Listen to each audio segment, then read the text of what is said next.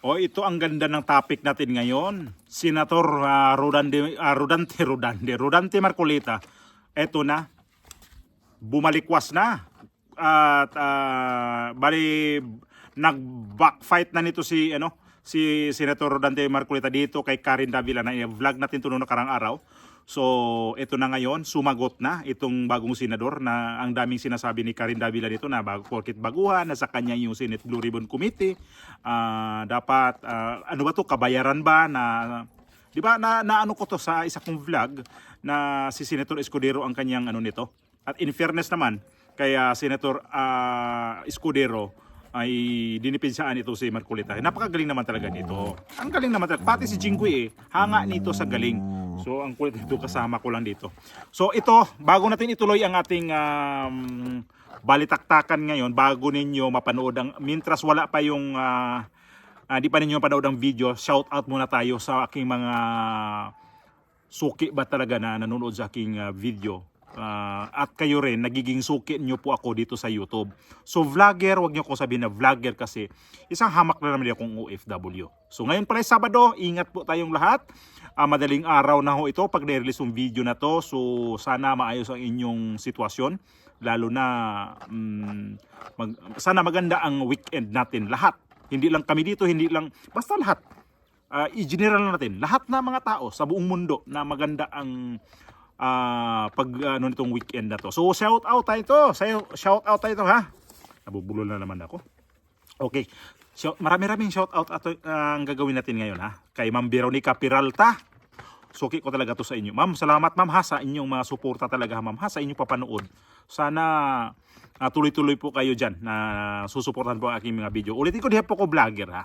OFW po tayo, tapos nagre-react lang po tayo sa video na ating natatanong, mga balita ba. O kay Ma'am Veronica Peralta, ma'am, shout out po sa inyo. Shirley Labrador, kay Ma'am Catherine Reyes sa Hong Kong. Wow, ang ganda dyan, sa Hong Kong siguro ngayon, no? HK daw sa HK daw siya. Kay Ame Cabrero, Saudi Arabia. Ma'am, ingat po sa Saudi Arabia, ha? Ingat po tayo dyan. At kay Pauman ba to? BJ? Pauman BJ sa Patiros. Ito yung nagpapa-shout out din. At saka yung sa Zamboanga. Di ko na sana mapanood ito sa Zamboanga del Norte. Na ilista ko na yun. Ano yun? Babae o lalaki ba yun? Basta shout out kita. Lagay mo lang sa ZDN ka para ma-shout out kita. Pasensya na, hinanap ko yung comment mo. Baka natabunan siguro yung comment ninyo. So pasensya na. So ito yon, lapit muna tayo konti dito. Kay Ma'am, kay Sir Edwin Cisniero, ingat po tayo dyan sir ha. Kay Raquel Retirado, ingat po tayo. Amy Dulieno, kay Ana Santos, ingat po tayong lahat sa lahat po ng nagpa-shoutout. Sana maayos po kayong kalagan. Ito na yung video, ipasok ko muna para hindi kayo mainip. Ito na, ito muna kay Karen, at mamaya sasagutin to ni Senator Rodante Marcolita. Slide lang natin yung kay Karen na tinanong niya itong si Chichi Escudero. Okay. And I wanted to ask you before you move. Yes. Newcomer, Senator Marcoleta, no, who scored very strongly in the Senate race, but he's a newcomer, and I don't think historically a newcomer's ever been given the Senate Blue Ribbon Committee. No, I mean, it doesn't mean he'll do a bad job, not at all, but it's a surprise to many that a newcomer is the chairman of the Senate Blue Ribbon Committee, and some have said it was your way to essentially court and win over the Duterte bloc. What are your thoughts? How did that happen? Again, Karen, that's par for the course because I think these accusations were raised during the campaign for Senate presidency. Senator Marcoleta is not a newcomer in the Senate perhaps, but not in the House. Nakasama ko si Senator Marcoleta nung nasa Kamara pa lamang ako. So he's been in Congress for quite some time. He's a litigator, he's a practicing lawyer, and I think neophyte or not, he will do a good job as the Blue Ribbon Committee chairperson and raise the flag of the institution through his stewardship of this committee. Di ba parang ano talaga niya doon na bakit binigay ito sa ano? Kabayaran ba to? Bakit binigay sa iyo itong binigay mo sa kanya yung Senate Blue Ribbon Committee?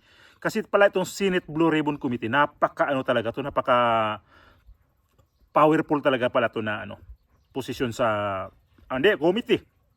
So, ito yung napunta kay Rodante Marcolita. At ang dami daw talagang nagsabi nito na sana itong committee na to mapunta sa kanya. Yun ang sabi niya. So, ito yung sagot niya kay Karen Davila. Matindi talagang binanatan niya si si Rodante Marcolita. Ang dami pala talaga. Magtakangaling din ako na bakit hindi ito siya interviewin ni Karen Davila. So ito yung video, panuorin natin.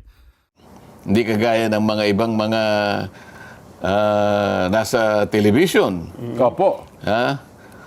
Napakadali kasi ng trabaho nila eh. Ang trabaho lang nila magtanong eh. At saka magparatang. Minsan, Ah. Pero kahit kailan itong mga ito, hindi pa sila nalagay sa kalagayan na sila naman ang tinatanong. Nako. Di ba? Parang nahihinuha ako na Kasi, yan. kasi tinangka ko na ipatawag doon sa ABS-CBN hearing nung kanyang renewal. Opo. Ayaw pumunta. Magaling lang sila, mag-imbita na sila pag tatatanungin ka sa programa nila. Pero pag silang inimbita mo, Yung mga angkor ba tinutukoy nyo, Sen? Mga angkor din nila? angkor ba yung tawag doon? Angkor po ang tawag doon. Broadcaster, announcer. Oh, yan, yung mga yan. Oho. Nang kanilang napag-aralan lang at nagkaroon ng kasanayan, ay yung magtatanong ka lang. Pero alam mo, pati pagtatanong alam mong may pagka-personal Kasi kung ikaw angkor ka dyan, kailangan Opo. mabigyan natin ng konting emphasis ito. Pag angkor ka at ang tinatalakay mo yung sinasabi nating public affairs, Opo. makikinabang ang tao dito Sapagkat lalong-lalo na kung alam nilang ikaw ay matagal na dyan sa profession na yan. At kilalang kilala ka Opo naman. Oo. Mapagkakamalang ka na napakagaling mo. Depende sa mga taong kinakausap mo, di ba? Opo. Oho. Ibig sabihin, naniniwala sila sa iyo. Nagkakaroon sila ng paniniwala na maaring lahat ng naririnig nila, lalo na sa pagtalakay mo ng mga issues, nakakakuha sila ng mga batayang impormasyon na nakapagbibigay sila ng Siyempre iba po. yung kaalaman. Nagmumold dyan sa isipan ng tao. Totoo. Ngayon, pananagutan mo bilang angkor na huwag ka maging bias, Ay. Kailangan objective ka. Para hindi mo mailigaw ang tao sa paniwala na dahil nga sa pagtatanong mo, akala mo yung taong pinararatangan mo, akala mo'y ganon. Oho. Tama. Kapag hindi ka objective, pag hindi ka nasa gitna, hindi ka dapat nandun Sa akin lang. Sa akin lang. Kasi ang responsibilidad mo, napakalaki. Oho. Kumbaga, public property ka na Totoo po yun. Naniniwala sa'yo, nakikinig Public sa'yo ang figure tao. na yun Tama. Kasi kung sino-sino lang, halimbawa, biglang gumawa ng programa si Saito. Di ba? Opo. Oo. Palagi ko, hindi naman magagalit sa atin si Saito. Baka walang makinig kay Saito Mga 3 siguro nakikinig.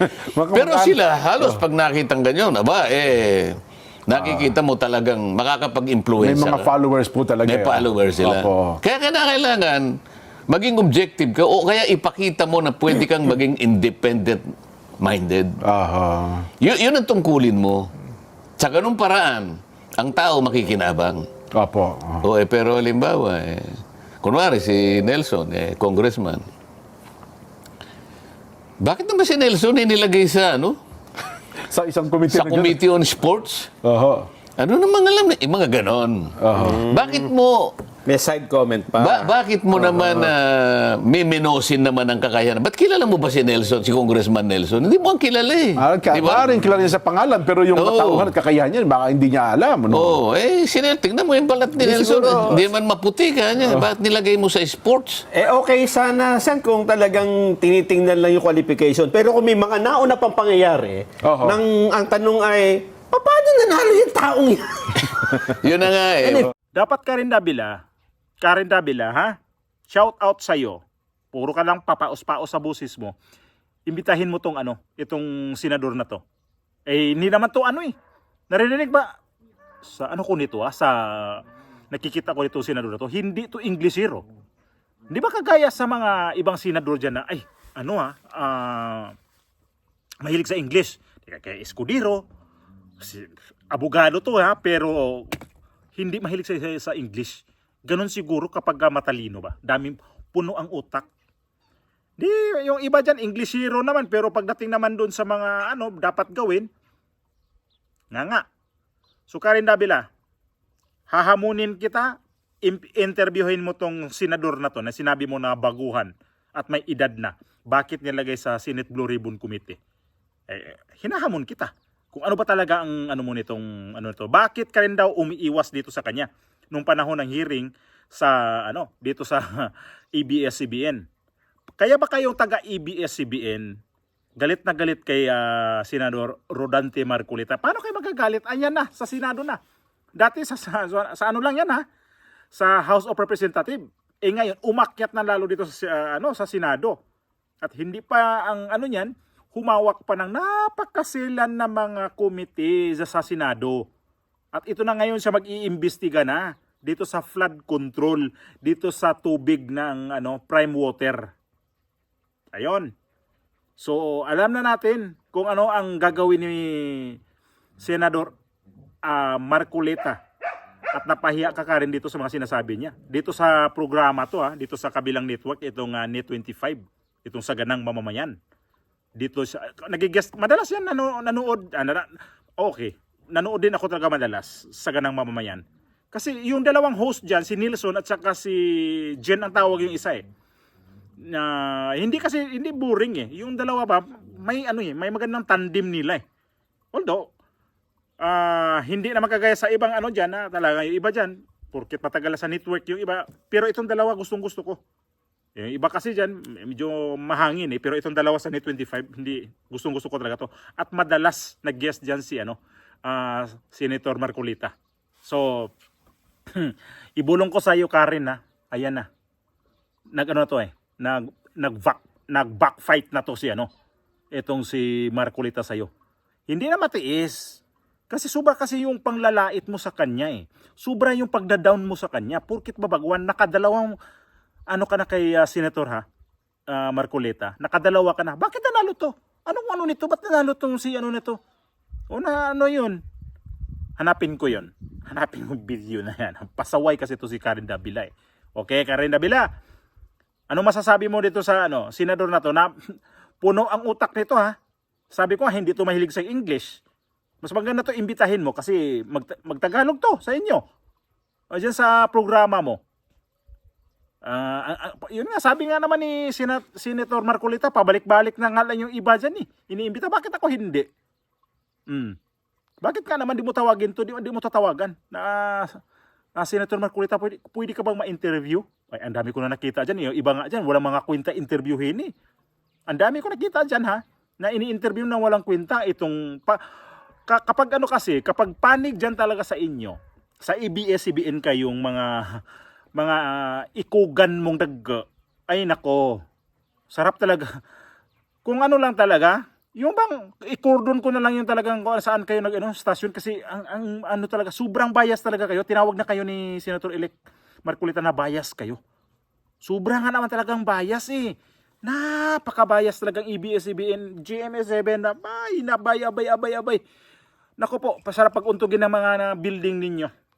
Sana darating din ang araw na matauhan din kayo mga nasa broadcast na mga host dyan na sobrang bias nyo. Itong ABS-CBN, GMA7, Arnold Clavio, Mil Chanco, Emil Sumangel, itong pinadala sa Dahig, itong si Maris Umali, ay karamihan pa naman mga matatanda na ngayon dyan sa GMA7. Ngayon, sobra pa yung bias. Huwag kayong bias. Kasi hindi lahat na administrasyon nagstay lang dyan. In and out ang administrasyon. Ngayon, pabor kayo kay Bongbong Marcos, pero nung panahon ni Bongbong Marcos kumandidato, isnab kayo, GMA7 ABS-CBN. Isnab kayo nitong tao na to. Ganon siya sa inyo. Ayaw niya sa inyo. Tapos ngayon nagsisip-sip kayo. Bakit? Anong problema nyo kay Bongbong Marcos? Pag sobra kayong sip-sip, neutral kayo. Kung ayaw nyo si Bongbong sa neutral nyo pagbabalita, Wag kayo, itong lalo itong ano talaga, ABS-CBN, lalo yung ano, teleradyo nila, yung dalawa ang mga host dyan, ay nako, Alvin El Chico, si Doris Bigornia, May Johnson, sino pa yung ano dyan, Ame Perez, pero hindi ko masyado napanood to si RBM, pero ito si ano, itong si, yung matanda na rin, si Doris Bigornia, at saka yung si, ano, yung si Alvin, ay nako, sobra. Grabe ang mga iniimbita dyan, yung panig talaga sa kanila. Grabe talaga dyan, kasipsip talaga ng mga tao dyan sa ABS-CBN na yan. Noli Di Castro, ito, Karen Davila. Ito may Carmina, ganun din. Ay nako, ganun ang attitude nito mga to. Sobra talaga. Binabastos nila ang kanilang ini-interview. May isa pa yung Carmina dyan, na in-interview si Bato de la Rosa, binabastos niya. Binastos niya. So, ayan na. Karen Davila, shout out sa'yo. Pinagpiestahan ka na sa social media ngayon.